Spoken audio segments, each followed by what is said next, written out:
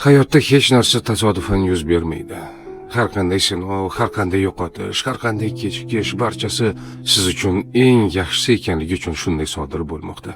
Ba'zan biz katta orzularimizga yetishamiz, lekin u bizga kutilgan baxtni olib kelmaydi.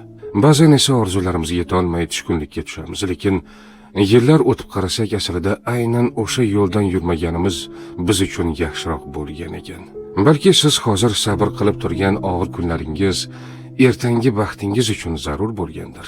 Ba'zan biz boylikni yo'qotamiz toki chinakam boylik pulda emasligini tushunishimiz uchun. Ba'zan sog'lig'imizda sinalamiz toki har bir nafasimiz ne'mat ekanini his qilishimiz uchun. Ba'zan bizdan yaqin insonlar ketadi toki kimning haqiqatdan ham bizga do'st ekanini tushunishimiz uchun. Ba'zan yo'limiz berkitiladi toki biz aslida yomon yo'ldan ketayotganimizni tushunib, to'g'ri yo'lga burilishimiz uchun. Siz hozir tushunmasligingiz mumkin, lekin bilingki, har bir kechikish yaxshiroq narsa kelishi uchun, har bir yo'qotish sizni yaxshiroq ne'mat kutayotgani uchun, har bir sinov sizni yanada kuchliroq bo'lishingiz uchun beriladi. Shunday ekan, tushkunlikka tushmang.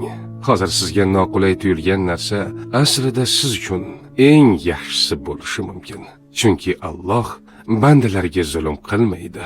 U doimo bizga eng yaxshisini ravo ko'radi.